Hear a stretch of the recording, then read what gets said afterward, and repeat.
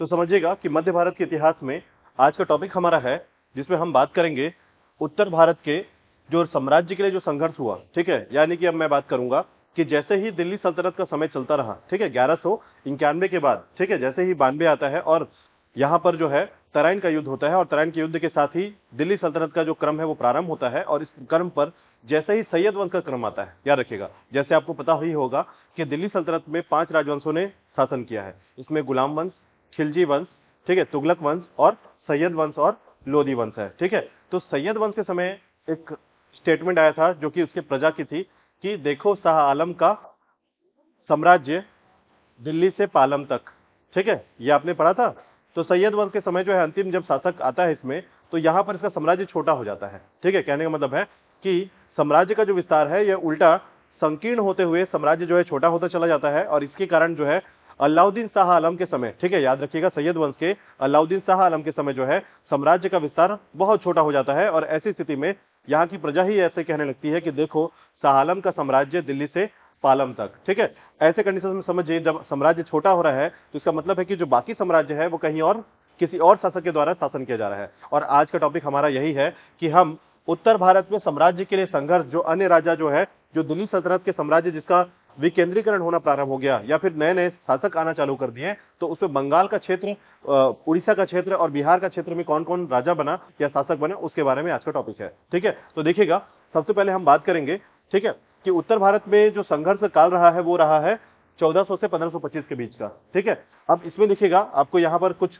चीजें दिखेंगी आपको कि यहां पर क्या क्या विस्तार होता है या क्या क्या चीजें आ जाती है। तो देखिएगा, सबसे पहले ये बंगाल का क्षेत्र। ठीक है, कारण क्या था बंगाल के क्षेत्र का यहां पर होने का या बंगाल के क्षेत्र का इधर विस्तार होने का क्या कारण था? तो याद रखिएगा, दिल्ली सल्तनत में शासकों की, ठीक है, अयोग्यता अयोग्यता इस तरीके से व्याप्त होने लगी कि बंगाल और जौनपुर के जो क्षेत्र थे ये यहाँ के शासकों द्वारा स्वतंत्र घोषित कर लिए गए। ठीक है, असम, बंगाल, जौनपुर का क्षेत्र जो है, यहाँ के शासक क्या किए, अपने आप को स्वतंत्र घोषित कर लिए और दिल्ली सल्तनत से अलग हो गए। ठीक है, तो यहां पर लगातार जो है शासकों का क्रम जो है अब संघर्ष के तौर पर गुजरेगा और आप इसको बंगाल, जौनपुर और उड़ीसा और असम के तौर पर देखने वाले हैं। ठीक है, तो हम जो है 1400 से लेकर 1525 के मध्य जो है इस शासन क्रम को देखते हैं। ठीक है, अब यहीं पर आप देखेंगे बाकी है, मालवा का क्षेत्र हो गया आपका, गोंडवाना का क्षेत्र हो गया आपका। ठीक है, तो ऐसी स्थिति में आपका सबसे इंपॉर्टेंट जो क्षेत्र है वो ये हिस्सा कौन सा है? तो ये है आपका उड़ीसा, ये है आपका बंगाल का क्षेत्र। ठीक है, तो बंगाल यहां पर आप देख पा रहे हैं त्रिपुरा का क्षेत्र, ठीक है, और असम का क्षेत्र कामरूप। ठीक है, तो ये सभी क्षेत्र जो है ये बंगाल के अधीन शासित होते थे और ये एक सबसे बड़ा जो है बंगाल सल्तनत के रूप से जाना जाता है। ठीक है, इसी को आज आप पढ़ने वाले हैं। ठीक है, तो देखिएगा, इस क्रम पर सबसे पहले हम बात करेंगे इस संघर्ष की, जिसमें पूर्वी भारत, बंगाल, असम और उड़ीसा के बारे में सारा टॉपिक है आज का हमारा। ठीक है, तो देखिएगा कि दिल्ली सल्तनत से दूरी तथा अपनी विशिष्ट भौगोलिक स्थिति के कारण, ठीक है, और स्थिति के कारण बंगाल का जो क्षेत्र रहा है, ठीक है, यह दिल्ली के राजनीतिक नियंत्रण से एक लंबे समय तक मुक्त हो गया। ठीक है, यानी आपको कॉन्सेप्ट समझ में आ गया कि क्यों अलग हुआ है। तो सैयद वंश में, ठीक है, जैसे सैयद वंश का प्रारंभ होता है 1414 के आसपास का जो इसका प्रारंभ है, ठीक है, तो उस 1414 यानी कि हम यहां पर लगभग का डेट भी दे रहे हैं कि ये जो समय है ये आपका 1400 से लेकर 1525 तक का स्थिति ऐसे ही बना रहेगा।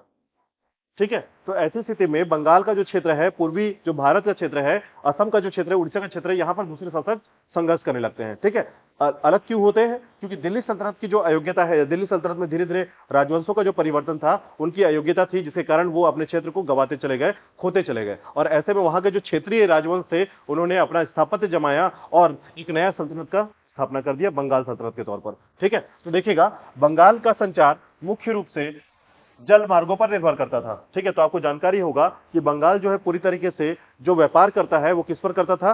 तो आपको जानकारी दे दूं, मैं यहां पर थोड़ा सा वापस आ जाऊं तो देखिएगा, ठीक है, यह है आपका बंगाल की खाड़ी।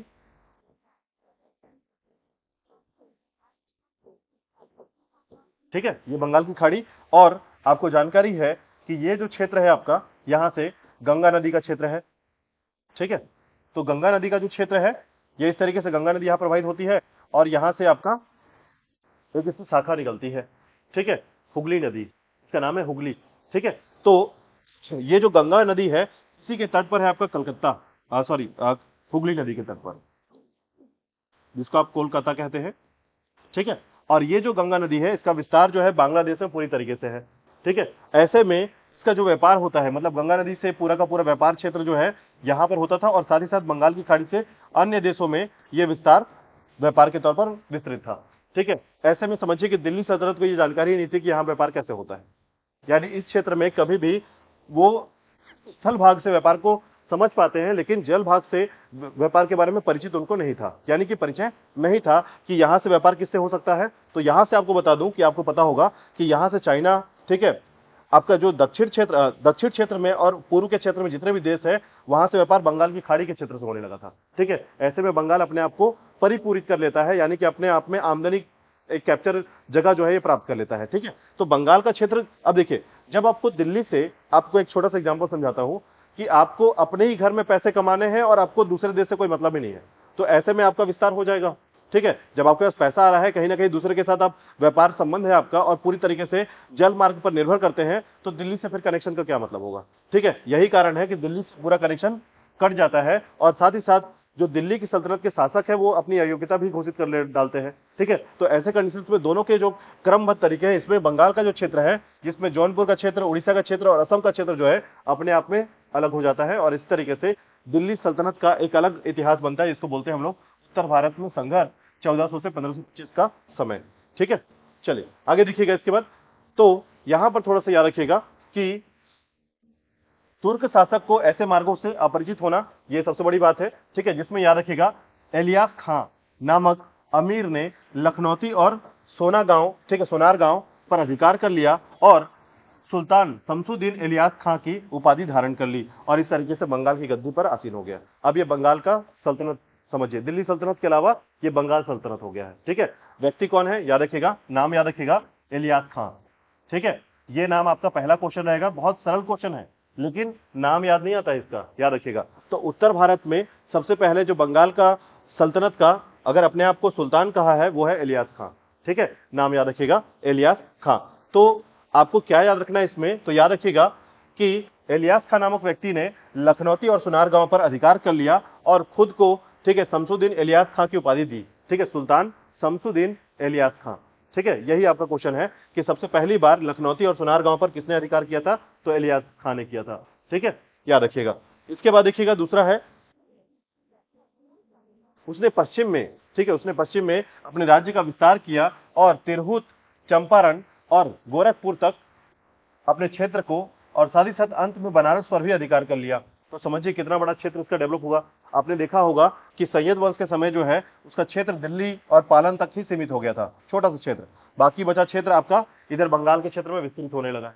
ठीक है, तो बंगाल का जो समय है 1400 से 1525 का समय, उसमें बंगाल जो है अब ये विस्तार कर रहा है अपना। तो याद रखिएगा, दिल्ली के साथ मैत्रीपूर्ण संबंधों का लाभ उठाकर इलियास खां ने कामरूप राज्य पर भी, आधुनिक असम के क्षेत्र पर अधिकार कर लिया था। तो देखिए इसका क्षेत्र देखिए, समझिए कि पूर्वी बंगाल का क्षेत्र, ठीक है, साथ ही साथ आपका उड़ीसा का क्षेत्र, साथ ही साथ असम का क्षेत्र, इस काफी बड़े क्षेत्र पर इसने अधिकार कर लिया था इलियास खां ने। ठीक है, इसके बाद देखिएगा, इलियास खां की मृत्यु के बाद उसका बेटा सिकंदर गद्दी पर बैठा। ठीक है, और सिकंदर शाह के शासनकाल में पंडुआ में अदीना मस्जिद का निर्माण हुआ था। ठीक है, अदीना मस्जिद का निर्माण याद रखिएगा। ठीक है, इसको आप दूसरा क्वेश्चन कह सकते हैं आज का। इस मस्जिद में 400 गुंबद है।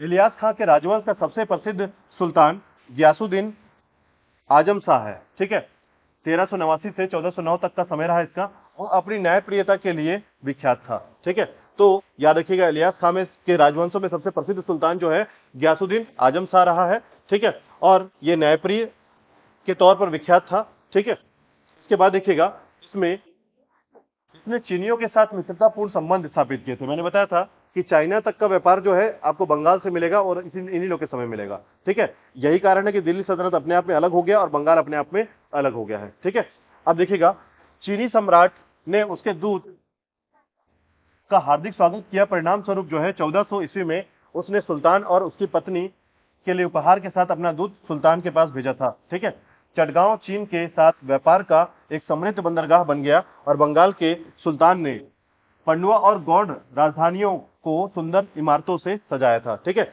यहां पर आपको याद रखना है, बस केवल चटगांव को याद रखना है। ठीक है, तीसरा क्वेश्चन याद रखिएगा आज का, जिसमें आप बोलेंगे चटगांव जो है, यानी कि चीन के साथ व्यापार मुख्यतः किस क्षेत्र से होता था, तो याद रखिएगा चटगांव से होता था। ठीक है, ऐसे ही बेसिक क्वेश्चंस आते हैं, लेकिन याद नहीं रहेगा तो आप कवर नहीं कर पाएंगे इसको। ठीक है, तो याद रखिएगा चीन के साथ व्यापार का एक समृद्ध बंदरगाह जो है वो है चटगांव। ठीक है, याद रखिएगा। अब देखिएगा इसके बाद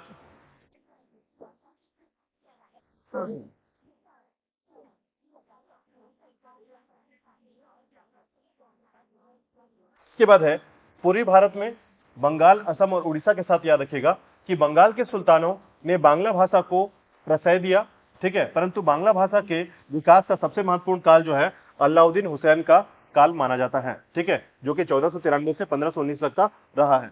ये वैष्णव संत चैतन्य महाप्रभु का समकालीन था। इसको याद रखिएगा, आज का चौथा क्वेश्चन। ठीक है, अलाउद्दीन हुसैन जिसके जिसके काल में बांग्ला भाषा जो है पूर्णतः विकसित हुआ, और साथ ही साथ ये किसका समकालीन है? चैतन्य महाप्रभु का समकालीन है। ये याद रखिएगा, वैष्णव संत चैतन्य महाप्रभु। क्योंकि अभी आप सूफी आंदोलन पढ़ेंगे, भक्ति आंदोलन पढ़ेंगे, तो आपको इनके बारे में पढ़ने को मिलेगा। और आपके एग्जाम में हमेशा एक बार जो है भक्ति आंदोलन और सूफी आंदोलन के बारे में क्वेश्चन पूछा जाता है। ठीक है, तो ये हमेशा याद रखिएगा। चैतन्य महाप्रभु शायद मुझे लगता है अभी जस्ट टीचर के शायद एग्जाम में पूछा भी गया था। ठीक है, चैतन्य महाप्रभु जो है किस क्षेत्र या किस राज्य से संबंधित है, याद रखिएगा। हाँ, जन्म स्थान पूछा गया था। तो बेसिकली क्वेश्चन यही है कि अगर आप भक्ति आंदोलन या सूफी आंदोलन याद रखते हैं तो इन सभी तरीके के तथ्यों को याद कर पाएंगे आप इसमें। ठीक है, तो देखिएगा श्री कृष्ण विजय का संकलनकर्ता मालाधर बसु, जिसे गुणराज खां की उपाधि दी गई थी। ठीक है, याद रखिएगा, ये थोड़ा सा फैक्ट है, पांचवा क्वेश्चन के तौर पर याद रखिएगा कि श्री कृष्ण विजय का संकलनकर्ता, ठीक है, मालाधर बसु था। ठीक है, जिसे गुणराज खां की उपाधि दी गई थी। ठीक है, तो ये पांचवा क्वेश्चन है। बस आपको याद रखना है कि श्री कृष्ण विजय की संकलनकर्ता का नाम क्या है? मालाधर बसु है, और इसे गुणराज खां की उपाधि दी गई थी। ठीक है, अलाउद्दीन हुसैन का समय। ठीक है, अलाउद्दीन हुसैन शाह ने शासन में छोटा सोना मस्जिद का निर्माण हुआ। इसके अतिरिक्त इसके काल में सत्यपीर आंदोलन भी हुआ था। ठीक है, तो सत्यपीर आंदोलन देखिए, जितना फैक्ट आपके दिल्ली सल्तनत और बाकी बहमनी और विजयनगर साम्राज्य से नहीं निकलता, उससे ज्यादा क्वेश्चन यहां पर बनते हैं। ठीक है, छोटे छोटे क्वेश्चन है, लेकिन तरीके यही होंगे कि आपको क्वेश्चन डायरेक्टली याद रखना होगा यहां पर कि सत्यपीर आंदोलन किसके समय हुआ था। याद रखिएगा, पांचवा क्वेश्चन आज का कि सत्यपीर आंदोलन जो है ये अलाउद्दीन हुसैन शाह के समय हुआ था। ठीक है, इसके बाद देखिएगा नुसरत शाह के शासनकाल में बड़ा सोना मस्जिद, कदम रसूल मस्जिद का निर्माण किया गया। ठीक है, तो मस्जिदों का निर्माण हुआ बंगाल के क्षेत्र पे। ठीक है, इसके बाद याद रखिएगा कि कुछ समय तक उत्तरी बंगाल और असम झगड़ते रहने वाले दो राज्य थे। इस राज्य के पश्चिम में कामाख्या, ठीक है, जिसे कामरूप कहते हैं, और पूरब में अहोम। ठीक है, याद रखिएगा, अहोम के बारे में आगे आपको बहुत इंपॉर्टेंट चीजें सुनना पड़ेगा। ठीक है, तो असम नाम का अहोम से उत्पन्न हुआ है राज्य था। ठीक है, मतलब यह बताया जा रहा है कि इस समय जो है बंगाल सल्तनत का जो काल रहा है, इसके समय में दो राज्य जो आपस में लगातार लड़ते रहते थे, कौन कौन? बंगाल और असम। याद रखिएगा, जिसमें, ठीक है, जिसमें इस राज्य को, ठीक है, राज्य के पश्चिम में कामाख्या का क्षेत्र जिसे कामरूप कहते थे, और पूरब में अहोम जिसे असम के नाम से बाद में जाना जाएगा, या असम शब्द जो है बाद में कहां से डेवलप हुआ है? तो अहोम से हुआ है। ठीक है, अभी आगे जाकर पढ़ेंगे अहोम राज्य के बारे में। ठीक है, कहा यह जाता है कि अंग्रेजों ने सबको परास्त किया था, हराया था, लेकिन अहोम को कभी नहीं हरा पाए। ठीक है, कभी नहीं हरा पाए। अहोम राजवंश अपने आप में एक यूनिक राजवंश है, इसके बारे में एक छोटा सा इतिहास है इसका। ठीक है, तो असम का क्षेत्र बहुत फेमस है, याद रखिएगा।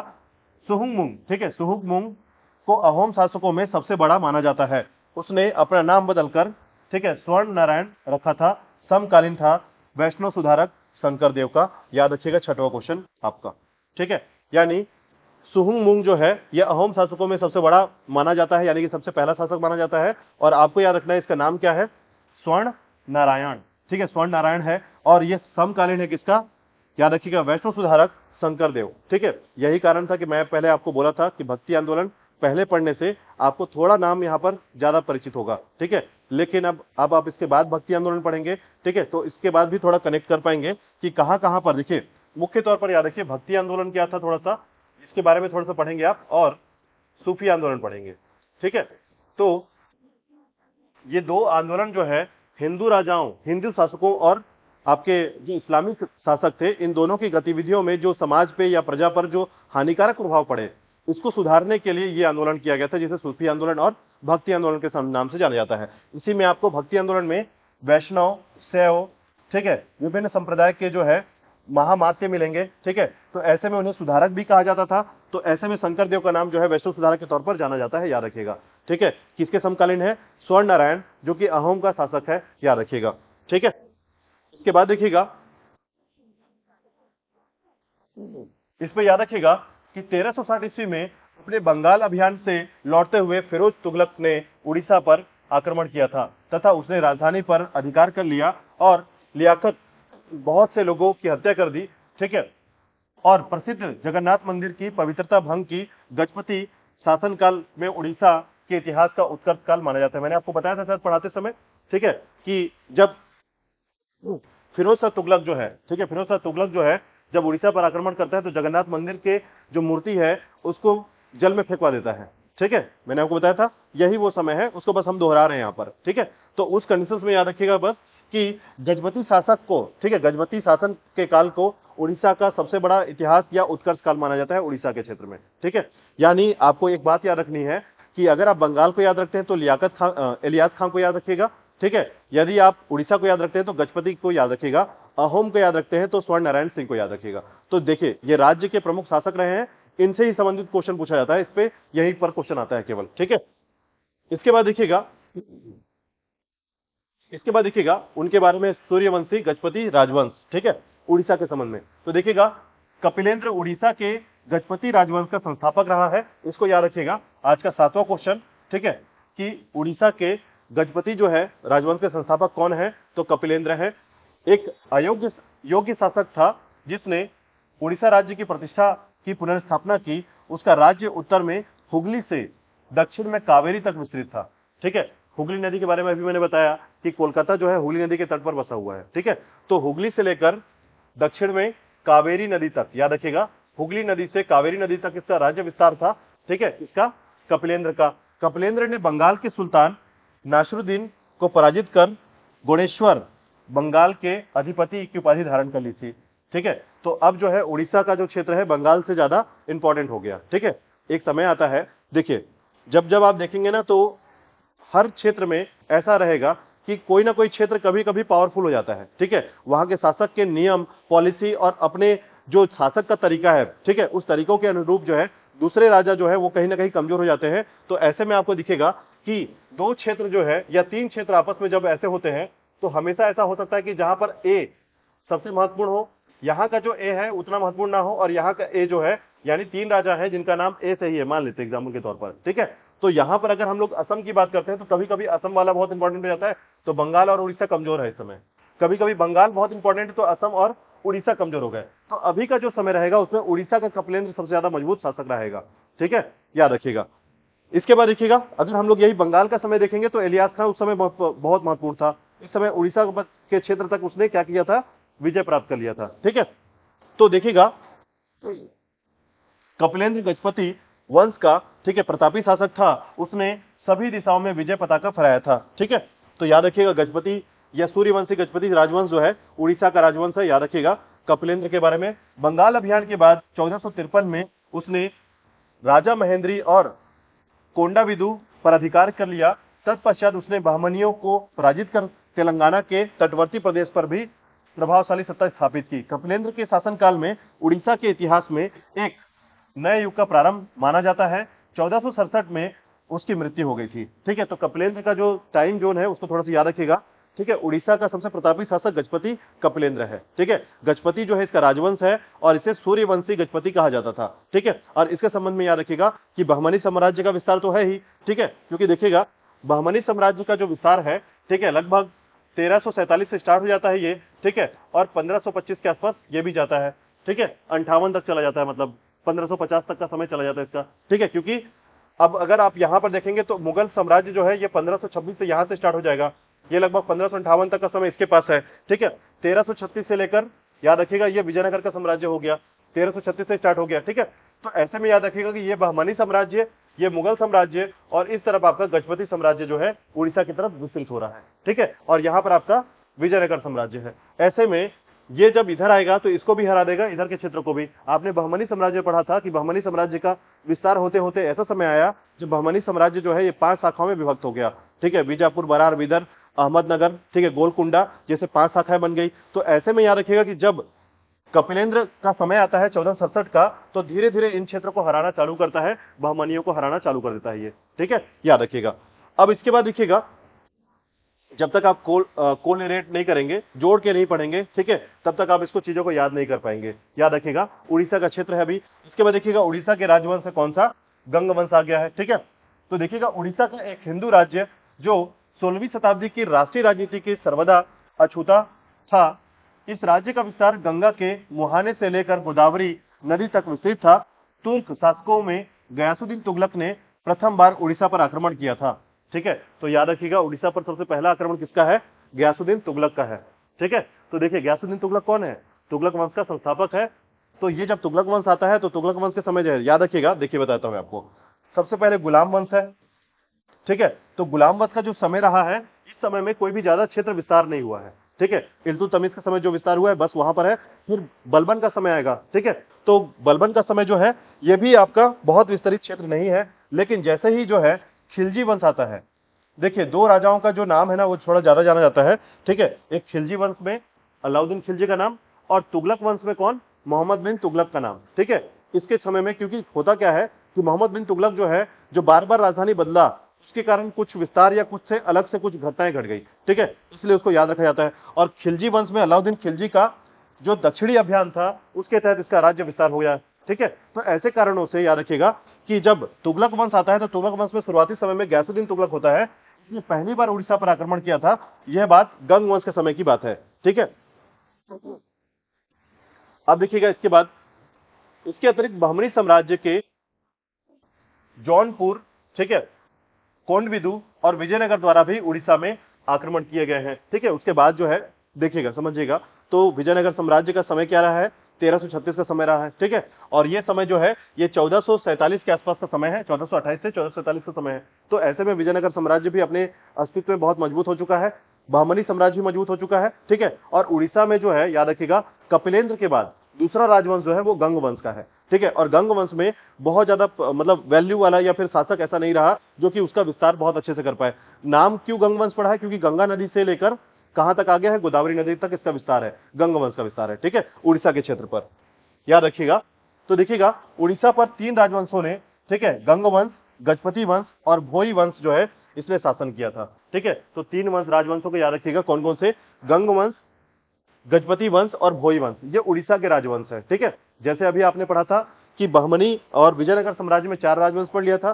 ठीक है, कौन कौन सा राजवंश था विजयनगर साम्राज्य में, संगम वंश, ठीक है, सुलू वंश, तुलु वंश और अराबिडु वंश।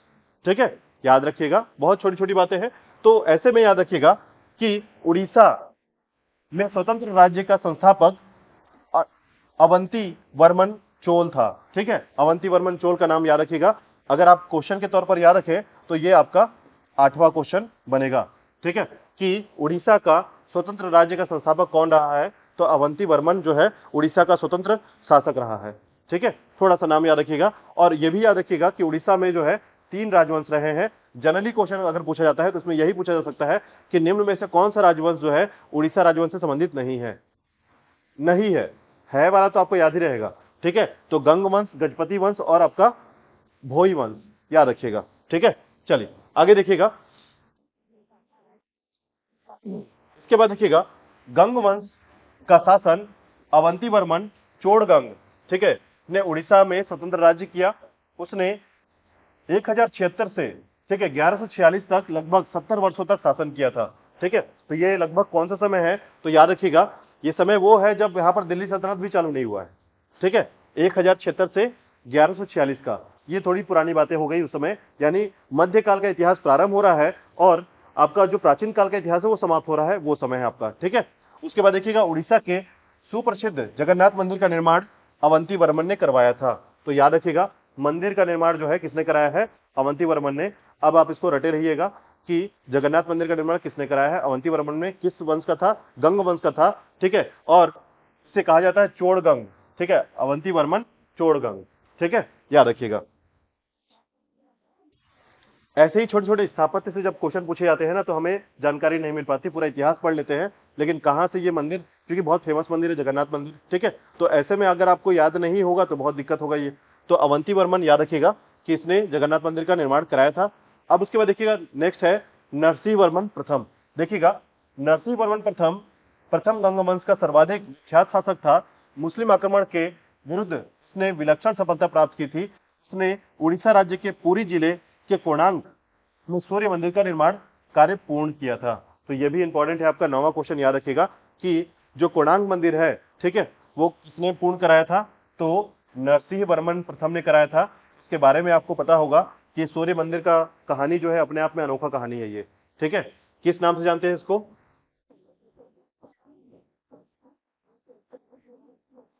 ब्लैक पैगोडा, याद रखिएगा, ठीक है, ब्लैक पैगोडा कहते हैं इसको, सूर्य मंदिर को, ठीक है। तो ब्लैक पैगोडा कहा जाता है, याद रखिएगा। पहले इस मंदिर के बारे में बहुत सारी बातें बताई जाती थी, ठीक है। वर्तमान में यह मंदिर जो है केवल मंदिर बच गया है, अंदर कोई भगवान नहीं है, ठीक है। माना यह जाता है कि इन भगवानों को कहीं छिपा दिया गया है, ठीक है, क्योंकि मुस्लिम आक्रमण के समय जो है इस मंदिर के जो मूर्तियां थी उनको छिपा दिया गया और वर्तमान में कभी नहीं मिल पाया है ये, ठीक है। और ब्लैक पैगोडा क्यों कहा जाता है? किसी को आइडिया है इस मंदिर को ब्लैक पैगोडा क्यों कहते हैं? नाम सुना था इससे पहले ब्लैक पैगोडा? सुने थे? देखिए होता क्या था, ये आपका भारत का क्षेत्र और ये है आपका उड़ीसा, ऐसा मान लेते हैं अभी, ठीक है। ये उड़ीसा हो गया, ये है आपका पुरी, ये इधर निकला हुआ है, ठीक है। ये आप समुद्र में घुसे हुए हैं अंदर, याद रखिएगा, ठीक है। और पुरी से कुछ ही दूरी पर है आपका कोणार्क मंदिर, ठीक है। और मंदिर इसका मतलब कहां पर है? समुद्र में। समझ में आ रहा है? मंदिर कहां पर है? समुद्र में, यानी कि बंगाल की खाड़ी क्षेत्र में है, ठीक है। इस मंदिर का जब निर्माण कराया गया था तो मंदिर जो है समुद्र के क्षेत्र में पड़ता था, ठीक है। यह मंदिर हो गया आपका, ऐसा मान के चलते हैं। तो क्या हुआ था कि इसके जो ऊपर यह गुंबद वाला जो भाग था, यहां पर एक ब्लैक कलर का काले का पत्थर था, ठीक, काले रंग का बड़ा पत्थर था, ठीक है। और ये पत्थर इस तरीके का पत्थर था कि जब भी कोई व्यापारी जहाज से आता था, ठीक है, जहाज से आया निकला, तो अपने आप अगर वो बार बार भटक जाता था वो, ठीक है, मतलब यहां से निकला और मंदिर की तरफ अपने आप आ जाता था, ठीक है, पहुंचकर यहीं पे खड़ा हो जाता था आके। और कभी कभी तो ऐसे टकरा जाते थे जहाज आपस में, ठीक है, क्योंकि इधर ही सब खींचे चले आ रहे हैं समुद्र की तरफ से, ठीक है। तो अपने गंतव्य स्थान पे पहुंच ही नहीं पाते थे, ठीक है। फिर बाद में ये ब्लैक जो पत्थर था उसको हटा दिया गया यहां से, तब सारे जहाज अपने सही दिशा में चलने लगे थे, ठीक है। तो ये घटना जो है अपने आप में अनोखी घटना थी। हालांकि ये चुंबकत्व की शक्ति जो बोली जाती है ये रखा गया था यहाँ पर, ठीक है। और ये बहुत बड़ी बड़ी बात होती है कि ये जो पत्थर था ये 2 टन का पत्थर था, या शायद 12 टन का पत्थर था, जिसको वहां पर ऊपर लगाया किसने था ये कभी पता नहीं चल पाया, ठीक है, किस राजा ने इसको बनाया। तो उस समय जो है नरसिंह वर्मन का नाम जो आता है वो आता है आपका, याद रखिएगा, नरसिंह वर्मन का नाम। लेकिन वो पत्थरों की बात या उस पूरी जानकारी के साथ याद रखिएगा कि बाद जब मुस्लिम आक्रमण हुआ तो धीरे धीरे मंदिरों को तोड़ा गया, ठीक है। अब तोड़ते तोड़ते लास्ट में अभी जो मंदिर आपको देखने को मिलता है वो टूटा हुआ मंदिर है, ठीक है, याद रखिएगा। तो इसे कहा जाता है ब्लैक पगोड़ा, ठीक है। चलिए अब देखिएगा इसके बाद सूर्य मंदिर का निर्माण किसने कराया था? तो याद रखिएगा नरसिंह वर्मन प्रथम ने कराया था, ठीक है। नरसिंह वर्मन प्रथम विद्या एवं विद्वानों का संरक्षण था, ठीक है। उसने विद्यासागर को संरक्षित प्रदान किया था और उसका दरबारी कवि था, इसको याद रखिएगा, ठीक है। 10वां क्वेश्चन आज का कि विद्यासागर जो है किसका दरबारी कवि था? तो नरसिंह वर्मन का था, गंग वंश का, ठीक है। इसके बाद देखिएगा विद्यासागर ने अलंकार शास्त्र पर एकावली नामक एक संस्कृत में ग्रंथ की रचना की है, ठीक है। विद्यासागर ने नरसिंह वर्मन प्रथम को हमीर मद मर्दन, ठीक है, अमीर पर विजय प्राप्त करने वाला उपाधि प्रदान किया था, ठीक है। तो याद रखिएगा विद्यासागर का जो अलंकार शास्त्र है उसका नाम क्या है? एकावली, ठीक है। इसको याद रखिएगा कि एकावली की रचना किसने की थी? तो विद्यासागर ने। और किसके संबंध में है? तो ये अलंकार शास्त्र पर है, ठीक है, रसछंद अलंकार, ठीक है। तो उसमें अलंकार जो शास्त्र है उस पर एकावली लिखा है, किस पे? तो संस्कृत में लिखा है, याद रखिएगा, ठीक है, विद्यासागर ने। चलिए आगे देखिएगा, इसके बाद है पश्चिमी भारत, ठीक है। अब उड़ीसा के बारे में इतनी ही जानकारी आपको याद रखना है गंग वंश के संबंध में, ठीक है। इसके बाद जो है, अच्छा इसमें हम लोग कोरिलेट क्यों नहीं कर रहे हैं? क्योंकि सभी अलग अलग राज्यों को पढ़ रहे हैं। बंगाल को पढ़ा आपने इलियास खां के बारे में, उड़ीसा को पढ़ा आपने, अहोम को पढ़ा आपने, असम के बारे में पढ़ा आपने, ठीक है। और अब जो है हम लोग पढ़ेंगे पश्चिमी भारत के गुजरात, मालवा और मेवाड़ का क्षेत्र, ठीक है, याद रखिएगा। तो देखिएगा अपनी उत्कृष्ट दस्तकारियों, फलते फूलते समुद्री बंदरगाहों और उपजाऊ धरती के कारण गुजरात दिल्ली सल्तनत के सर्वाधिक समृद्ध सूबों में से एक था। ठीक है, आपको जानकारी होगा कि जफर खां, कल मैंने बताया था बहमनी का क्षेत्र, ठीक है, बहमनी राज्य को स्थापित करने वाला जफर खां, ठीक है, तो हसन गंगू के नाम से जाना गया। ठीक है, याद रखिएगा कि 1407 में जफर खां ने दिल्ली के नाम मात्र अधीनता का त्याग कर स्वयं को स्वतंत्र घोषित कर लिया। ठीक है, और मुजफ्फर शाह का पौत्र अहमद शाह प्रथम 1411 से लेकर 43 ईस्वी तक यहां पर शासन करना प्रारंभ करता है मुजफ्फर शाह। ठीक है, यहां पर देखिएगा हसन गंगू का जो क्षेत्र था वो थोड़ा सा याद रखिएगा कि इसके द्वारा जो है बहमनी साम्राज्य स्थापित होता है। लेकिन यहां पर याद रखिएगा कि जब अहमद शाह का समय आता है, ठीक है, जैसे ही समय थोड़ा आगे बीतता है तो उस समय जो है गुजरात राज्य का वास्तु संस्थापक मुजफ्फर शाह का पौत्र अहमद शाह प्रथम था। याद रखिएगा, तो ये गुजरात का जो वास्तविक संस्थापक है इसे कहते हैं हम अहमद शाह। ठीक है, और यही कारण है कि आप यहां पर अहमदनगर भी देखते हैं। ठीक है, तो देखिएगा वह राजधानी को पाटन से स्थानांतरित करके अहमदाबाद के नए नगर में ले गया और जिसका शिलान्यास उसने 1413 में किया था। ठीक है, अहमदाबाद का जामा मस्जिद और 3 दरवाजा उसके शासनकाल में ही स्थापत्य में उत्कृष्ट नमूने हैं। ठीक है, तो देखिएगा, याद रखिएगा इसमें थोड़ा सा नाम किसका, अहमद शाह का नाम याद रखिएगा थोड़ा सा। ठीक है, गुजरात, मालवा और मेवाड़ के संबंध में आप पढ़ रहे हैं, याद रखिएगा। देखिए, जब पूर्वी भारत पढ़ते हैं तो आप किसका नाम पढ़ते हैं, तो आप पढ़ते हैं बंगाल को, असम को, उड़ीसा को, ठीक है, इनका नाम। ठीक है, और अगर आप पश्चिम भारत को पढ़ते हैं तो आप पढ़ते हैं गुजरात, मालवा और मेवाड़ का क्षेत्र। ठीक है, मेवाड़ मतलब और मालवा मतलब, मालवा हो गया आपका मध्य प्रदेश, मेवाड़ मतलब हो गया राजस्थान, और गुजरात का क्षेत्र आपका गुजरात में आ गया। ठीक है, इसके बाद देखिएगा, तो नाम याद रखिएगा अहमद शाह। ठीक है, गुजरात को स्थापित करने वाले व्यक्ति का नाम अहमद शाह है। याद रखिएगा, इसने प्रसिद्ध हिंदुत्व के स्थल सिद्धपुर पर आक्रमण किया और वहां के अनेक मंदिरों को नष्ट कर दिया। उसने गुजरात के हिंदुओं पर जजिया कर लगाया जो वहां पहले कभी नहीं लगाया गया था। ठीक है, तो अहमद शाह के संबंध में एक बात याद रखिएगा, बस आपको याद रखना है, इसको क्वेश्चन नहीं बनाएंगे अभी। ठीक है, तो यहां सबसे पहले गुजरात के मंदिरों को नष्ट करने वाला व्यक्ति का नाम है अहमद शाह। ठीक है, याद रखिएगा थोड़ा सा।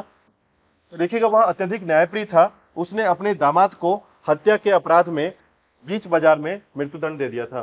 ठीक है, तो ये न्यायप्रिय था लेकिन खुद अन्याय करता था। ठीक है, न्यायप्रिय था, अन्याय किस बारे में, तो देखिए हिंदुओं पर जजिया कर लगाना। ठीक है, जजिया कर कैसा कर था, गैर इस्लामिक कर, याद रखिएगा गैर इस्लामिक कर बोलेंगे इसको। ठीक है, अगर आप जकात कर की बात करेंगे तो ये इस्लामिक कर है, जकात कर। ठीक है, उसी के बाद खराज की बात करेंगे तो भूल गए, नहीं नहीं, खराज जो है ना, याद रखिएगा, ठीक है, उत्पादन पर कर था ये खराज। ठीक है, खमसी या खम्स, हाँ ये आपको याद है, लूटपाट करने वाले लोग। ठीक है, तो याद रखिएगा जो सैनिक जो है लूटपाट करके आते थे उस पर लगाया जाता था खम्स कर। ठीक है, चलिए आगे देखिएगा, ऐसे रिकॉल करते रहिएगा, याद होता रहेगा। ठीक है, उसके बाद देखिएगा, गुजरात का सबसे प्रसिद्ध सुल्तान महमूद बेगड़ा, ठीक है, 50 वर्षों तक से अधिक गुजरात पर शासन किया। उसके बेगड़ा इसलिए कहा जाता है, ठीक है, कि उसने 2 अत्यंत शक्तिशाली गढ़ों को सौराष्ट्र, अब जो जूनागढ़ है, ठीक है, गिरनार, और दक्षिण गुजरात के चंपानेर को जीता था। ठीक है, तो इसका कोई कनेक्शन ऐसा नहीं है, लेकिन फिर भी आप याद रखिएगा, नाम इसका बेगड़ा कहा जाता था इसको। ठीक है, इसका एक्चुअल नाम है महमूद बेगड़ा। ठीक है, तो बेगड़ा जो है इसे कहा जाता था इसलिए क्योंकि उसने 2 अत्यंत शक्तिशाली गढ़ों को, सौराष्ट्र का क्षेत्र, ठीक है, जो कि जूनागढ़ का क्षेत्र है अभी, ठीक है, और गिरनार का क्षेत्र, आपको ऐसे याद रखना होगा कि गुजरात जो है आपका,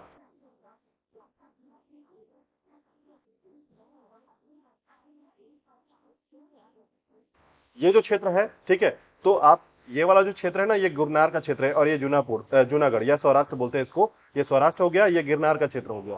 ठीक है, तो गुजरात के ये दोनों महत्वपूर्ण जो शक्तिशाली क्षेत्र थे उसको जीता था किसने, तो महमूद ने जीता था। ठीक है, याद रखिएगा, सुल्तान ने मुस्तफाबाद नामक एक नया शहर की स्थापना की और मुस्तफाबाद गुजरात की द्वितीय राजधानी बना। ठीक है, महमूद ने चंपानेर के निकट मोहम्मदाबाद नामक एक नया शहर बसाया था। ठीक है, तो आपको बस एक बार याद रख लेना है कि जितने भी आपको सुल्तान के द्वारा स्थापित आज के वर्तमान नाम, आज अब धीरे धीरे ये नाम फिर से गायब हो रहे हैं। ठीक है, कारण क्या है, धीरे धीरे जो है भारत अपनी संस्कृति को वापस लेकर आ रही है, तो ऐसी स्थिति में आपको फिर से वो पुराना नाम देखने को मिलेगा, सुनने को मिलेगा। जैसे इलाहाबाद का नाम फिर से प्रयागराज हो गया। ठीक है, तो ऐसे बहुत सारे नाम आपको फिर से पुराने नाम पर मिलने वाले हैं, तो याद रखिएगा मोहम्मदाबाद, ठीक है, मुस्तफाबाद, इस तरीके के नाम जो है आपको वर्तमान समय थोड़ा कम सुनने को मिलेंगे, लेकिन कुछ जगह पर ये सुल्तान के नाम आज भी जाने जाते हैं या उसके स्थायित्व तो आज भी सुनने को मिलते हैं। ठीक है, याद रखिएगा मोहम्मद बेगड़ा का नाम। ठीक है, इसके बाद देखिएगा मोहम्मद बेगड़ा की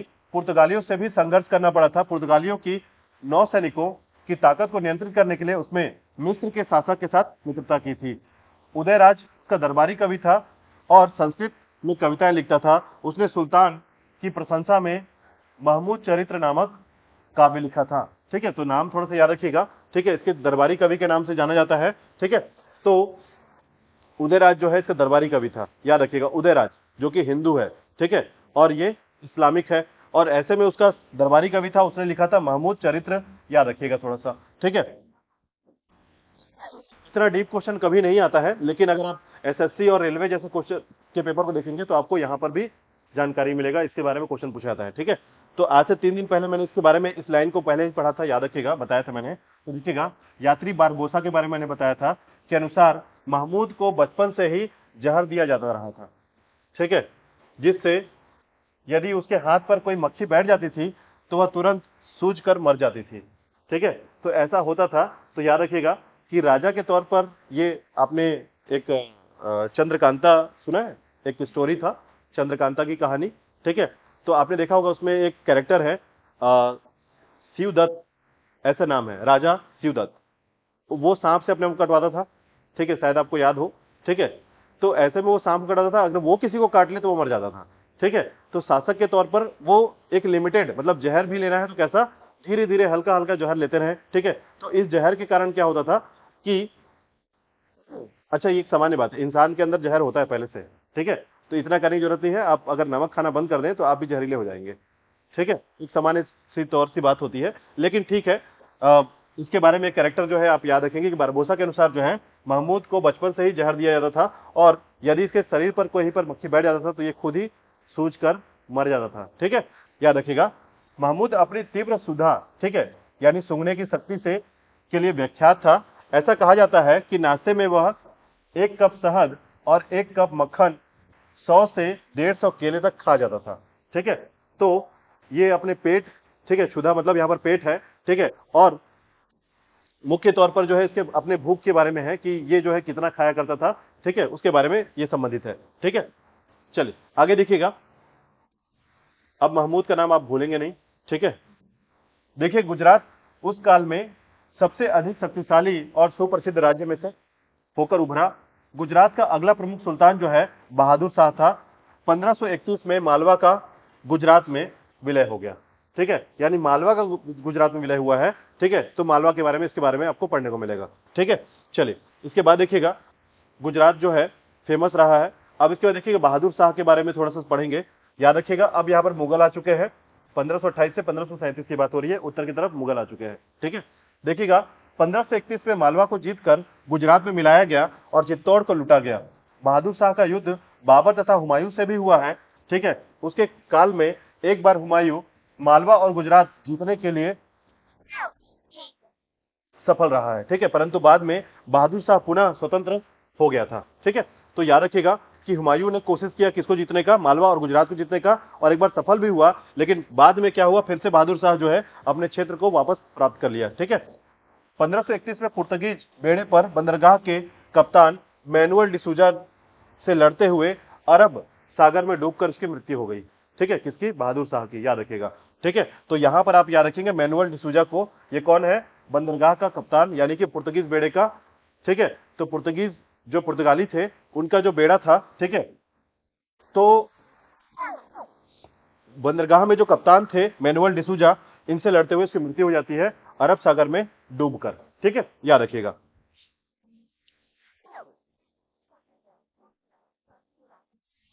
चलिए नेक्स्ट देखिएगा मालवा और मेवाड़ के बारे में। ठीक है, तो गुजरात की कहानी में आपको याद रखना है बहादुर शाह को। ठीक है, बहादुर शाह को याद रखिएगा और महमूद को याद रखिएगा गुजरात के क्षेत्र के लिए। ठीक है, मालवा राज्य नर्मदा और ताप्ती नदियों के बीच जो है ऊंचे पठार पर स्थित है। वह गुजरात को उत्तर भारत और उत्तर भारत को दक्षिण भारत से जोड़ने वाले मुख्य मार्ग पर पड़ता है। ठीक है। 15वीं सदी के दौरान मालवा राज्य अपने वैभव के उच्चतम शिखर पर था। वहां मालवा के शासकों ने बड़ी संख्या में इमारतें बनवाई थी। ठीक है। तो मालवा का क्षेत्र जो है, याद रखिएगा, मध्य प्रदेश का क्षेत्र जो कि ताप्ती और नर्मदा नदी के मध्य क्षेत्र में पड़ता है, याद रखिएगा। ठीक है।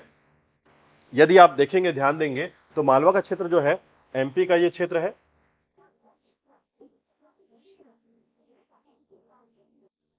ये एमपी का क्षेत्र है। तो ये वाला जो हिस्सा है ना, ये हिस्सा है मालवा का हिस्सा। और यहीं पर आप ध्यान देंगे तो मालवा का पठार भी यहीं पर है। ठीक है। मालवा का पठार याद रखिएगा। तो यहीं पर चंबल नदी का घाटी क्षेत्र भी आएगा। ठीक है। नर्मदा नदी का क्षेत्र आएगा और यहीं पर नीचे में आपका ताप्ती नदी बहती है, ऊपर में आपका नर्मदा नदी बहती है और इसी के बीच का हिस्सा जो है मालवा का क्षेत्र आता है। ठीक है। भारत के भूगोल में आपको विस्तार से जब पढ़ने को मिलेगा तो समझ में आएगा कि मालवा का पठार जो है ये पूरी तरीके से कैसा क्षेत्र है और नर्मदा नदी जो है कैसे काट कर इसको बहती है मालवा के क्षेत्र से। ठीक है।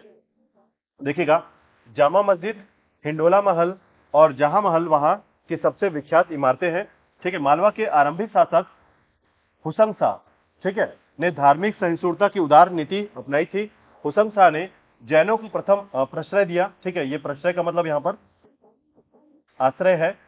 इस क्षेत्र में के प्रमुख व्यापारी और साहूकार बैंकर थे। ठीक है। बैंकर यानी कि यदि आप देखें तो अभी वर्तमान में जितने अधिकांश आपको जिसको बोलते हैं गुजराती या मालवा के क्षेत्र वाले, ठीक है, तो आपको दिखेगा ये पैसे और व्यापार के क्षेत्र में अलग ही दृष्टिकोण रखते हैं। ठीक है।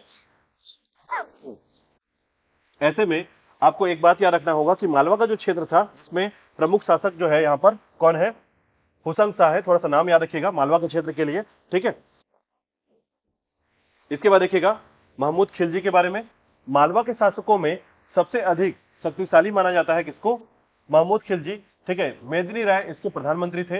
याद रखिएगा, इसको आप आज का 11वां क्वेश्चन याद रखेंगे मेदिनी राय के बारे में। ठीक है। इससे संबंधित क्वेश्चन कभी कभी पूछे जाते हैं। मेदिनी राय किसके प्रधानमंत्री थे, तो महमूद खिलजी के। ठीक है। अब देखिए खिलजी नाम से क्या होता है कि हम कंफ्यूज होकर खिलजी वंश बुला देते हैं। ठीक है। तो ऐसा मत कीजिएगा। ठीक है। देखिएगा, इसके बाद आता है बज बहादुर का वास्तविक नाम मियां लाजिद था तथा इसकी प्रेमिका का नाम रूपमती था। ठीक है। तो याद रखिएगा बज बहादुर का वास्तविक नाम मियां लाजिद था। मियां लाजिद का संबंध जो है ये थोड़ा सा पूछा जाता है कभी कभी, मालवा के क्षेत्र से संबंधित है। ठीक है। तो मेदिनी राय के लिए आप याद रखेंगे महमूद खिलजी का प्रधानमंत्री, ये ज्यादा इंपॉर्टेंट है। ठीक है। इसके बाद देखिएगा क्या क्या बना है इस समय, हिंडोला महल, जहाज महल मोहम्मद शाह द्वारा निर्मित है। ठीक है। जामा मस्जिद, हुसंग शाह का मकबरा है और बज बहादुर रानी रूपमती का महल, याद रखिएगा बज बहादुर के द्वारा। तो ये थोड़ा सा इसके स्थापत्य को थोड़ा सा याद रखेंगे कि इस क्षेत्र में कभी कभी क्या होता है कि केवल नाम पूछा जाता है कि ये किस क्षेत्र में स्थित है। तो याद रखिएगा मालवा का क्षेत्र का स्थापत्य कला है ये। ठीक है। जिसमें आपको नाम याद रखना है, हिंडोला महल सबसे इंपॉर्टेंट, जामा मस्जिद, ठीक है, जिसमें हुसंग शाह का मकबरा और बज बहादुर रानी रूपमती का महल। ठीक है, याद रखिएगा। इसके बाद देखिएगा मेवाड़ राज्य का की राजधानी चित्तौड़ थी और इस क्षेत्र का एक दूसरा महत्वपूर्ण राज्य, याद रखिएगा, नागौर एक मुस्लिम राज्य था। मेवाड़ राज्य का इतिहास 8वीं सदी से आरंभ होता है, परंतु उसे प्रबल शक्ति का दर्जा दिलाने का श्रेय राणा कुंभा को जाता है। ठीक है। इस तरीके से मेवाड़ के संबंध में देखिए मालवा कंप्लीट हुआ। अब इसके बाद मेवाड़ राज्य के बारे में थोड़ा सा याद रखिएगा कि मेवाड़ जो है इसका इतिहास कहां से प्रारंभ होता है, 8वीं शताब्दी से। ठीक है। परंतु जो सबसे प्रबल शक्तिशाली जो राजा है उसका नाम है राणा कुंभा। याद रखिएगा 1433 से 1468 का समय रहा है राणा कुंभा के समय का। ठीक है। मेवाड़ के बारे में, मेवाड़ में अधिकतर जो है राजपूतों के बारे में जानकारी मिलती है, याद रखिएगा। तो देखिएगा अपने पूरे शासनकाल में राणा कुंभा गुजरात और मालवा से जूझने में व्यस्त रहे। राणा कुंभा ने अपने अधिकांश विजित प्रदेशों पर अधिकार कायम रखा और राणा कुंभा ने विद्वानों को संरक्षण प्रदान किया, जबकि वे स्वयं एक विद्वान थे। राणा कुंभा के राजमहल में ध्वजासेन, ठीक है, और चित्तौड़ कृति स्तंभ इस बात की साक्षी है कि वे एक उत्साही निर्माता रहे हैं। तो एक बार एक थ्योरी है, कुछ भी आपको याद रखने की जरूरत इसमें नहीं पड़ेगी। आप केवल इतना याद रखिएगा कि राणा कुंभा जो है इसमें मेवाड़ के सबसे प्रसिद्ध शासक के तौर पर जाने जाते हैं। ठीक है। इस लाइन को याद रखिएगा। अब देखिएगा इसमें, अच्छा एक दो बातें और याद रखिएगा कि इसके समय में राजमहल में जो ध्वजारोहण होता था, ठीक है, ध्वजाशेष जो है और चित्तौड़ का कीर्ति स्तंभ है, ये वर्तमान में भी स्थित है। ठीक है, मतलब राणा कुंभा का जो है वो इसको ये बताया जाता है कि आज भी जो है ये कीर्ति स्तंभ जो है स्थापित है। ठीक है, उसके बाद देखिएगा मेवाड़, गद्दी प्राप्त करने के लिए राणा कुंभा के बेटे उदा सिंह, ठीक है, जिसे उदय ने उसकी हत्या कर दी, और राणा कुंभा एकलिंग महात्य के अंतिम अध्याय के रचयिता थे, महान संगीतकार एवं कुशल वीणा वादक थे। ठीक है, इसको याद रखिएगा 12वां क्वेश्चन के तौर पर राणा कुंभा के संबंध में, 12वां क्वेश्चन के संबंध में याद रखिएगा, ठीक है, कि राणा कुंभा जो है एकलिंग महात्य, ठीक है, महात्य के अंतिम अध्याय के रचयिता और महान संगीतकार, सबसे इंपॉर्टेंट है कि कुशल वीणा वादक। ठीक है, तो अगर किसी राजा के संबंध में कोई संगीतकार या कोई विशेष प्रकार के वाद्य यंत्र अगर वो बजाते हैं तो ऐसे केस में याद रखिएगा उनके संबंध में आपको याद रखना पड़ेगा कि कौन सा शासक कौन सा इंस्ट्रूमेंट बजाते हैं। ठीक है, याद रखना पड़ेगा इसको। चलिए नेक्स्ट देखिएगा, राणा कुंभा ने संगीत शास्त्र पर संगीत राज, संगीत रत्नाकर, सुप्रबंध संगीत, मीमांसा इत्यादि ग्रंथ लिखे हैं। संगीत के क्षेत्र में उनकी प्रवीणता का प्रमाण है। इसको एकदम वेरी आईएमपी रखिएगा इसको। ठीक है, ये आप याद रखेंगे इसको कि राणा कुंभा के संबंध में। ठीक है, देखिएगा 1508 में राणा कुंभा का पौत्र राणा मेवाड़ की गद्दी पर बैठा था और राणा कुंभा की मृत्यु राणा सांगा के सिंहासनरोहण के मध्य के शासनकाल में सबसे महत्वपूर्ण घटना मालवा सल्तनत का तेजी से बिखरना था। ठीक है, तो राणा कुंभा के बाद कौन आता है तो याद रखिएगा उदय। ठीक है, जो राणा का बेटा है उसने हत्या कर दी थी सिंहासन के लिए। ठीक है, और उसके बाद जो है उसका बेटा जो है उसका नाम है राणा सांगा, याद रखिएगा। ठीक है, तो इसके बाद राणा सांगा के बारे में आप पढ़ते हैं। ठीक है, देखिएगा याद रखिएगा यहां पर आपको तीन बातें, देखिए यहां पर आपको युद्ध याद नहीं रखना है, आपको याद रखना है कि राणा कुंभा और राणा सांगा के संबंध में जो भी चीजें आपको संगीत के बारे में, साहित्य के बारे में जानकारी मिलती है वो सारे इंपॉर्टेंट टॉपिक है, याद रखिएगा। इसमें याद रखिएगा कि राणा कुंभा ने जयदेव की गीता गोविंद और चंडी शतक पर टीका लिखी है, यह भी आपका एमपी है, याद रखिएगा। 13वां नंबर क्वेश्चन। ठीक है, राणा सांगा ने महमूद खिलजी को पराजित किया था और खतौली के युद्ध में इब्राहिम लोदी को पराजित किया था। इससे पहले मैंने आपको बताया था इब्राहिम लोदी को पढ़ाते समय कि इब्राहिम लोदी पर बाबर ने आक्रमण क्यों किया था, इसका कारण यही है। ठीक है, कि राणा सांगा जो है इसने महमूद खिलजी को भी हराया था और उसके बाद खतौली के युद्ध में इब्राहिम लोदी को हराया था। तो ऐसी घटना के कारण इब्राहिम लोदी के बारे में लोग समझ गए थे कि बाबर खासकर समझ गया था कि यहाँ जो दिल्ली सल्तनत में शासक है इब्राहिम लोदी, ये इतना मजबूत शासक नहीं है, इस पर आक्रमण करने पर, ठीक है, ये हार सकता है क्योंकि राणा सांगा ने इसको हराया था। ठीक है, तो ये पहले से ये घटना घट गई थी। राणा सांगा ने इब्राहिम लोदी को कमजोर करने के लिए गागर को आमंत्रित किया था, किंतु कालांतर में खानवा के युद्ध में बाबर द्वारा पराजित हो गया। यानी खानवा का जो युद्ध होता है राणा सांगा और बाबर के मध्य, इसमें बाबर जीत जाता है और राणा सांगा जो है हार जाता है। ठीक है, तो पहला मैंने आपको बताया था कि बाबर के क्रम को याद रखिएगा कि जैसे पानीपत का युद्ध, ठीक है, तो फिर खानवा के युद्ध, ठीक है, और उसके बाद चंदेरी का युद्ध और उसके बाद आपका घाघरा के युद्ध। ये चार युद्ध आपका क्रमबद्ध रूप से रहेगा। ठीक है, इसलिए कहते हैं पान खाओ चबा के गाओ। ठीक है, तो पान खाओ चबा के गाओ, अगर आप इस शब्द को याद रखेंगे तो पानीपत का युद्ध, ठीक है, उसके बाद खानवा के युद्ध और उसके बाद चंदेरी का युद्ध और उसके बाद आपका घाघरा के युद्ध। ठीक है, तो ऐसे आप उसके चार क्रम को याद रख पाएंगे। तो याद रखिएगा खानवा का युद्ध किसके किसके मध्य हुआ था, आपको याद रखना है बाबर और राणा सांगा के मध्य हुआ था। ठीक है, आगे पढ़ेंगे जब बाबर मुगल साम्राज्य को स्टार्ट करेंगे तो पूरी कहानी उसके पूरे इतिहास पर जाने वाले हैं। ठीक है, देखिएगा इसके बाद मारवाड़। ठीक है, तो देखिएगा इस राज्य पर राठौर वंश का शासन था जो प्राचीन राष्ट्रकूट या कन्नौज के गढ़वाल वंश से संबंधित थे। ठीक है, गढ़वाल के बाद आपने गढ़वाल पढ़ लिया है। ठीक है, उसके बाद जो है इसी राजवंशों से अलग होकर एक राठौर वंश जो है ये डेवलप होता है। राज्य का उत्थान 14वीं शताब्दी में राव चंदा, ठीक है, के नेतृत्व में हुआ था। ठीक है, राव राणामल या रणमल के नाम से जाना जाता था, याद रखिएगा, जो कि रणमल के पुत्र राजजोधा के जोधपुर की स्थापना की थी। ठीक है, तो इसको याद रखिएगा थोड़ा सा, जोधपुर की स्थापना किसने की थी, तो याद रखिएगा ये आपका 14 नंबर का क्वेश्चन है जिसमें रणमल के पुत्र राजजोधा ने जोधपुर की स्थापना की थी जो कि राजस्थान का जोधपुर है। ठीक है, याद रखिएगा थोड़ा सा। मारवाड़ के संबंध में याद रखिएगा, ठीक है, कि राव जोधा के पुत्र जो है फिर राव बीकाजी ने बीकानेर की स्थापना की। ये 15वां क्वेश्चन याद रखिएगा कि आपको ये क्रम से नगर जो या शहर बसाए गए हैं, जोधपुर, बीकानेर, ये आपको याद रखना पड़ेगा कि राजस्थान में किसने किसने बसाया है इसको, ठीक है। सामान्य तौर पर एग्जाम में नहीं आता है, लेकिन कभी कभार गलती से आ जाता है ये कि बीकानेर की स्थापना किसने की थी या जोधपुर की स्थापना किसने की थी, ठीक है। तो कंफ्यूजन में फिर आपका नहीं बनेगा यदि आप थोड़ा बहुत भी याद रखते हैं तो। देखिए, बीकाजी से बीकानेर याद रखिएगा, और राव जोधा से जोधपुर, ठीक है, याद रखिएगा। और ये कौन है? रणमल का पुत्र राव जोधा है, राव जोधा का पुत्र राव बीकाजी है, ठीक है। तो जोधपुर पहले आया फिर बीकानेर आया, ऐसे याद रख लीजिएगा, ठीक है। उस वंश का अंतिम शासक मालदेव था, जो शेरशाह सूरी का प्रबल शत्रु था, इसके लिए, ठीक है, याद रखिएगा, मारवाड़ में, ठीक है, अपने चरमोत्कर्ष पर पहुंच गया था। याद रखिएगा, मालदेव के समय जो है, जब शासनकाल मारवाड़ पर शासन कर रहा था मालदेव, तो उसके समय जो है मारवाड़ जो है अपने चरमोत्कर्ष पर था, यानी सबसे ऊंचाई पर पहुंचा हुआ था, ठीक है। और जैसे ही आता है फिर अंतिम शासक के तौर पर जाना जाता है कौन? मालदेव, ठीक है, याद रखिएगा।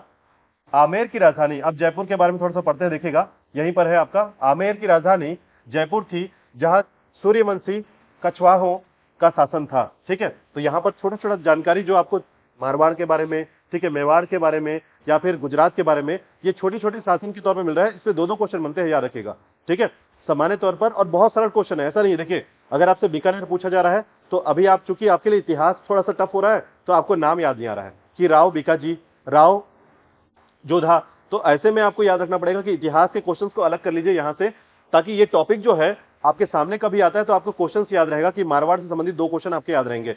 जैसे इसके संबंध में आपको किसको याद रखना है? बीकानेर को और जोधपुर को याद कर लेना है थोड़ा सा, ठीक है। इसके बाद देखिएगा, जयपुर के बारे में बात करते हैं तो यहां कौन से वंशी शासक थे? तो सूर्यवंशी कछवाहा शासक थे, ठीक है। इसके शासनकाल में याद रखिएगा भारमल, ठीक है, भारमल ने 1561 में अकबर की अधीनता स्वीकार कर ली थी, और राव जैसल ने जैसलमेर की स्थापना की थी। फिर से याद कर लीजिएगा, जैसलमेर किसने बनवाया था, ठीक है। तो राव जैसल ने, ठीक है, जैसलमेर शहर की स्थापना की और यहां भट्टी वंश का शासन स्थापित किया, ठीक है, भट्टी वंश का शासन स्थापित किया था, याद रखिएगा। भारमल जो है, कभी कभी पूछा जाता है कि किस राजपूत राजा ने अकबर की स्वाधीनता स्वीकार कर ली थी, तो भारमल ने, यह क्वेश्चन पूछा गया है, याद रखिएगा, ठीक है। किस शासक ने, ठीक है, अकबर की अधीनता स्वीकार कर ली थी? तो भारमल ने स्वीकार कर ली थी 1561 में, ठीक है। चलिए नेक्स्ट देखिएगा, जैसलमेर की स्थापना हो चुकी है। अब उसके बाद देखिएगा, जौनपुर की बात करते हैं। जौनपुर में स्वतंत्र संस्था का संस्थापक मालिक सरवर नामक एक हिजड़ा था, जिसने मालिक उर्स सर्क का उपाधि धारण किया था, इसलिए इसके द्वारा स्थापित राजवंश सर्की राजवंश कहलाता है, ठीक है। तो याद रखिएगा, मालिक सरवर जो है एक हिजड़ा था और उसने जो स्थापित किया था, पहले तो उपाधि इसका याद रखिएगा मलिक उस सर्क जो है, और सर्क जब अपने आप को बोलता है ये, तो सर्की राजवंश जो है स्थापित हुआ, ठीक है। मलिक सरवर जो है फिरोज शाह तुगलक के समय का एक प्रमुख अमीर था, उसे मलिक उस सर्क, शायद मुझे लगता है मैंने आपको पहले पढ़ाया भी है इसको, ठीक है, मलिक उस सर्क के बारे में, ठीक है। तो पूर्व के स्वामी के खिताब से के साथ सल्तनत के पूर्वी क्षेत्र का शासक बना था। तो याद रखिएगा, दिल्ली सल्तनत का क्षेत्र, और यहीं पर है आपका जौनपुर, और उसके बाद बंगाल क्षेत्र आता है, ठीक है। तो जौनपुर जो है, ये जौनपुर का हिस्सा हो गया, ये बंगाल का क्षेत्र हो गया, ये आपका दिल्ली का हिस्सा हो गया, ठीक है। तो ये आपका क्षेत्र जो है दिल्ली के ही पूर्व के क्षेत्र में है, ठीक है। तो इसीलिए यहां पर जो है, ये पहले जौनपुर के क्षेत्र में एक अमीर था, ठीक है, और अमीर होने के बाद में क्या करता है, अपने आप को स्वतंत्र घोषित कर देता है जौनपुर के क्षेत्र में, याद रखिएगा, ठीक है। सरवर नाम आप याद रखेंगे, ठीक है, जौनपुर में सरवर। सर्की सुल्तानों ने जौनपुर को या पूर्वी उत्तर प्रदेश में अपनी राजधानी बनाया, और सर्की सुल्तानों ने दिल्ली की स्थापत्य शैली की नकल नहीं की, बल्कि अपनी एक अलग शैली विकसित की, इसलिए जौनपुर की शैली बहुत फेमस होती है, याद रखिएगा, ठीक है। तो जौनपुर में कवियों, साहित्यकारों, संतों और विद्वानों का जमघट सा लगा रहता था, और प्रसिद्ध हिंदी महाकाव्य पद्मावत के रचयिता मलिक मोहम्मद जैसी जौनपुर से के निवासी थे, याद रखिएगा। 16वां क्वेश्चन है ये, ठीक है। 1540 में इसने क्या रचना किया था? पद्मावत, ठीक है। तो मलिक मोहम्मद जैसी ने 1540 में ही पद्मावत की रचना की थी, याद रखिएगा। कहां के निवासी हैं ये? जौनपुर के, ठीक है, याद रखिएगा। इसके बाद देखिएगा, जौनपुर के बारे में। जौनपुर को पूरब का सिराज कहा जाता है। ठीक है, 1484 में सुल्तान बहलोल लोदी ने जौनपुर को जीतकर सरकी राज्य को दिल्ली में फिर से मिला लिया था। ठीक है, तो किसने वापस जीत लिया था, यह भी थोड़ा सा इस एग्जाम में पूछा गया है, याद रखिएगा। बहलोल लोदी ने, याद रखिएगा, आज का 17वां क्वेश्चन। ठीक है, 17वां क्वेश्चन है, याद रखिएगा। बहलोल लोदी वापस जो है सरकियों को हराकर जौनपुर को सल्तनत में मिला लिया था, दिल्ली सल्तनत में। इसके बाद बात आता है आपका कश्मीर का। ठीक है, तो कश्मीर के बारे में थोड़ा सा पढ़ लिया आपने, लेकिन फिर भी हम डिस्कस करते हैं। देखिएगा, कश्मीर में मध्य युग का आरंभ सॉरी आरंभ 1320 ईस्वी में मंगोल के आक्रमणों के साथ होता है। ठीक है, पूर्व में मीर कासिम, याद रखिएगा नाम, पूर्व में मीर कासिम। ठीक है, और महमूद गजनवी ने 2 बार 1015 में और 1021 में कश्मीर को विजिट करने का प्रयास किया था। तो आपने पहले पढ़ा है मोहम्मद बिन कासिम के बारे में और मोहम्मद गजनवी, उसके बाद गौरी आता है। ठीक है, 1286 में सिंहदेव ने, ठीक है, कश्मीर में एक नए हिंदू राज्यवंश की स्थापना की थी। उसने 1301 तक शासन किया था। इसके पश्चात इसका भाई शाहदेव गद्दी पर बैठा था। ठीक है, तो यहां पर आप याद रखें केवल कि सिंहदेव जो है यहां पर कश्मीर में पहला हिंदू शासक के तौर पर राजवंश की स्थापना करता है 1286 में। ठीक है, 1286 का समय थोड़ा सा याद रखिएगा इसके बारे में। और देखिएगा, सहदेव के शासनकाल में 1320 में दलूचा के नेतृत्व में मंगोलों का आक्रमण हुआ था। ठीक है, इसको थोड़ा सा याद रखिएगा, दलूचा के नेतृत्व में मंगोलों का आक्रमण, ये थोड़ा सा आपको याद रखना है 1320 में। आज का 18वां क्वेश्चन ये। ठीक है, 18वां क्वेश्चन, दलूचा पर किसने आक्रमण किया था। ठीक है, तो दलूचा के नेतृत्व में मंगोलों पर आक्रमण किया गया था। ठीक है, जिसमें मंगोलों ने कश्मीर की जनता पर नरसंहार किया। परिणाम स्वरूप सुहादेव बिना युद्ध के भाग गया। ठीक है, सुहादेव शासनकाल में 30 शरणार्थी थे, जिनमें से लद्दाख से आया हुआ रिचन, दरिस्तान से आया हुआ लंगर चक्र और सहमीर से प्रमुख थे। ठीक है, तो ये केवल आप इसको थोड़ा सा याद रखिएगा। 30 शरणार्थी जो है सुहादेव के समय आए थे कश्मीर की तरफ, और मंगोल आक्रमण के बाद जो है फैली अवस्था का लाभ उठाकर रिचन ने सत्ता पर अधिग्रहण कर लिया। और इस तरीके से सोचिए, ये शरणार्थी थे, आए, देखे कि कश्मीर में कोई नहीं है राजा, तो मैं ही राजा बन जाता हूं, और इस तरीके से रिचन जो है अब ये अधिग्रहण कर लेगा किसका, कश्मीर का। ठीक है, इसके बाद देखिएगा सिहाबुद्दीन के बारे में थोड़ा सा यहां पर याद रखेंगे आप। ठीक है, तो अब कश्मीर जो है चला गया है किसके पास, रिचन के पास। अब देखिएगा सुहाबुद्दीन को थोड़ा सा याद रखिएगा, जिसमें हम लोग पूर्वी में जौनपुर और कश्मीर के बारे में देख रहे हैं। तो सुहाबुद्दीन जो है, ठीक है, 1356 से 1374 तक का समय सहमीर वंश का वास्तविक संस्थापक रहा है।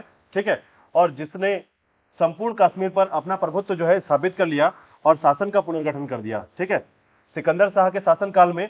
ठीक है, देखिए यहां पर ना एक बात आपको याद रखना होगा कि हम जो कोरिलेट कर रहे हैं, ये कोरिलेशन नहीं है, फिर से बता रहा हूं आपको। ठीक है, सिर्फ आप क्या कर रहे हैं, राज्यों के बारे में छोटे छोटे, क्योंकि आप पढ़ क्या रहे हैं, संघर्ष। संघर्ष में आपको 3 बातें याद रखनी होती है कि कहां पर कौन सा राजवंश है, दूसरा शासक का नाम, तीसरा शासक के द्वारा कोई गतिविधि है, तो जैसे स्थापत्य या युद्ध या फिर कोई उस युद्ध के द्वारा किसी राज्य को जीत लिया है। बस ये 4 चीजें ही ध्यान देना है आपको यहां पर। ठीक है, क्योंकि मैं आपको बार बार बोल रहा हूं कि ऐसे जगह पर आपको दिक्कत ये आएगी कि कोरिलेट नहीं कर पाएंगे, और कोरिलेट नहीं करेंगे तो याद नहीं रहेगा। ठीक है, तो ऐसे केस में आपको सिर्फ क्वेश्चन के तरीके से याद रखना है इसको। ठीक है, तो देखिएगा सिकंदर शाह के शासनकाल में, ठीक है, ब्राह्मणों पर अत्याचार किया जाने लगा और इसने लगभग सभी मंदिरों को तोड़ दिए और बूथ सिकन के नाम से जाना जाता था। ठीक है, तो बूथ सिकन के नाम से आपको एक से अधिक लोग मिलेंगे। ठीक है, गयासुद्दीन बलबन भी वही करता था। देखिएगा सिकंदर के शासनकाल में प्रमुख ईरानी अप्रवासी सूफी संत सैयद अली हमदानी का पुत्र सैयद मोहम्मद हमदानी सुल्तान ने उसका सम्मानपूर्वक स्वागत किया और उनके लिए खानकाह का निर्माण कराया था। ठीक है, तो आपको केवल यहां पर याद रखना है, सिकंदर शाह के समय जो है ईरान का प्रवासी सूफी संत, उसका पुत्र जो है आया था। ठीक है, उसके बाद जैनुल आबदीन को थोड़ा सा याद रखेंगे, ने सहिष्णुता की नीति को लागू कर दिया। मंगोल आक्रमण के 100 वर्षों के बाद जैनुल आबदीन कश्मीर की गद्दी पर बैठा। उसे कश्मीर के मुस्लिम शासकों में सबसे अच्छा शासक माना जाता था। ठीक है, उसने जजिया और गोवध बंद करा दिया और हिंदुओं की इच्छा का आदर करते हुए सती प्रथा भी प्रतिबंध कर दिया था। ठीक है, यानी सती प्रथा जो है, याद रखिएगा, सती प्रथा के प्रतिबंध को हटा दिया था, यानी सती प्रथा पहले बंद था और उसके बाद फिर से चालू कर दिया गया। ठीक है, तो इसके समय में सती प्रथा चालू कर दिया गया, लेकिन किस लिए?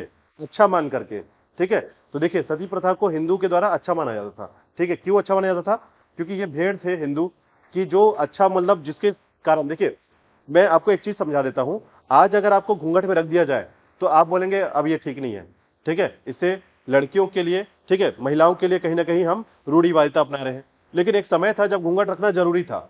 ठीक है, जब तुर्क आक्रमण हुआ, मुस्लिम आक्रमण हुआ, तो महिलाओं के साथ सबसे ज्यादा जो है गतिविधियां जो हुई हैं, ठीक है, जितने भी प्राकृतिक अप्राकृतिक गतिविधियां हुई है, जितने भी नरसंहार हुए हैं, सबसे ज्यादा नुकसान महिलाओं को हुआ इसमें। ठीक है, तो कोशिश ये किया जाता था कि महिला के विवाह कर दिया जाए, इसलिए छोटे उम्र में ही शादी कर दिया जाता था। और दूसरा शादी साथ जो है, या तो घूंघट प्रथा के साथ जो है दूसरे पुरुष जो है कभी भी महिला को ना देख सके। ठीक है, ऐसे में जो है वो अपनी व्याकुलता को बचाने के लिए या फिर उसको अपने शारीरिक क्षेत्र को बचाने के लिए जो है ये काम करना पड़ता था। लेकिन यही चीजें अगर आज फिर से वही कर दे तो नुकसान होगा। तो उस समय जो है सती प्रथा ज्यादा अच्छा माना जाता था, क्योंकि पुरुष जो है अपनी स्त्री की रक्षा नहीं कर पा रहा है, तो स्त्री को किसी और पुरुष को सौंपने से अच्छा है कि वो उसे मार दिया जाए। ठीक है, ऐसी स्थिति बनी हुई थी। तो ऐसे में उस समय जो है सती प्रथा पर प्रतिबंध जो लगा हुआ था वो हटा दिया गया था, जो मुस्लिमों ने लगाया था। ठीक है, अब देखिएगा इसके बाद क्या हुआ कि उसमें कश्मीर के कई शिल्पों को बढ़ावा दिया, जैसे पत्थर काटना और पत्थर पर पॉलिश करना, बोतल बनाना और स्वरकाड़ी इत्यादि। ठीक है, कश्मीर के लोगों ने उसे बूढ़ शाह या महान नरेश की उपाधि दी और उसके उदार नीतियों के कारण उसे कश्मीर का अकबर, मूल्य नियंत्रण व्यवस्था के कारण इसे कश्मीर का अलाउद्दीन खिलजी कहा जाता था।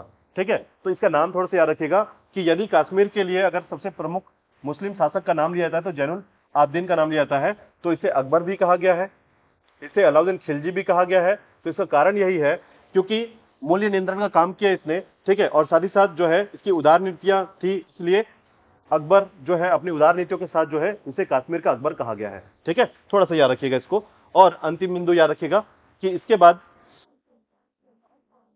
ये लास्ट बिंदु आपका आज का, जिसमें आपको याद रखना है, सुल्तान ने सबसे बड़ी संख्या में बांध, नहरें, पुल बनवाकर कृषि को प्रोत्साहित किया और जौनालंका, ठीक है, यहां पर अभियांत्रिक इंजीनियरिंग संबंधी उत्कृष्ट उपलब्धि प्राप्त की थी।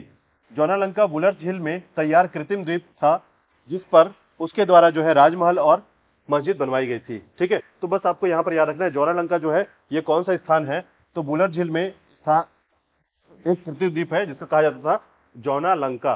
ठीक है, श्रीलंका वैसे ये जौनालंका, याद रखिएगा। ठीक है, तो आज के लिए इतना ही याद रखिएगा कि आपने आज के टॉपिक पर देखा है कि पूर्वी राज्य, पश्चिम राज्य और उत्तरी राज्य। ठीक है, तो दिल्ली सल्तनत के साथ साथ जो छोटे छोटे राज्य जो डेवलप हुए अलग तरीके से, उनके बारे में आज पढ़ा है आपने। कल हम पढ़ेंगे सूफी संत, सूफी आंदोलन और भक्ति आंदोलन। ठीक है, और उसके बाद फिर मुगल साम्राज्य स्टार्ट करेंगे कल के बाद से। ठीक है।